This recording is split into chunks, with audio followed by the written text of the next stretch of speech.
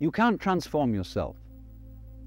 You can't make yourself sane. You can't make yourself loving. You can't make yourself unselfish. And yet it's absolutely necessary that we be that way. It's absolutely necessary. If we are going to hand over the direction of nature to nature, which is what it comes to, it's absolutely necessary that we let go of ourselves, and it can't be done. Not by anything that we call doing it, acting, willing, or even just accepting things. You can't do it. Why? Because you don't really exist as that kind of a separate ego or personality. It's just an idea based on a phony feeling. So when it comes down to it, it's shocking news for us, for the human race, for our pride. You're only making a mess by trying to put things straight. You're trying to straighten out a wiggly world, and no wonder you're in trouble. So you can't do anything. So you can't transform yourself. And what can you do? What happens then if you actually realize you've come to a dead end? And the human race has come to a dead end, in my opinion. What then? Commit suicide? Or is there something else?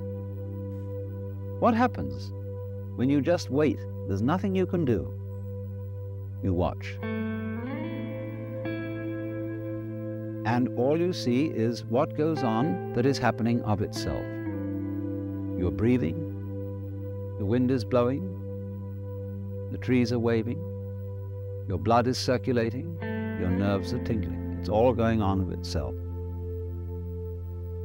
But do you know that's you? That's the real you. The you that goes on of itself. It's not the symbol. It's not the person. It's you that's happening, as when you breathe. Yes, you can get the feeling that I am breathing by shoving your breath, but your breath goes on day in and day out without your doing anything about it or even thinking of it. The same way your brain is functioning without your forcing it. So when you come to a dead end, and we are individually and socially now in 1971 at a dead end, this is the moment of which it is said man's extremity is God's opportunity. Because we have to stop. And when we stop, we find a world that is happening rather than being done, being shoved. And that happening, as distinct from doing, is our fundamental self. And our fundamental self is not something just inside the skin. It's everything around us with which we connect. When you look out of your eyes at nature happening out there, you're looking at you. I'm not going to say what we should do from then on, but simply that before we think of doing anything in this critical situation,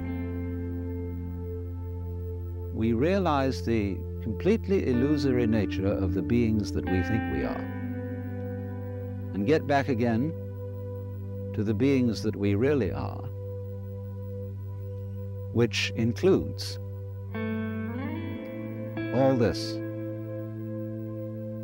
outside world, no longer left outside.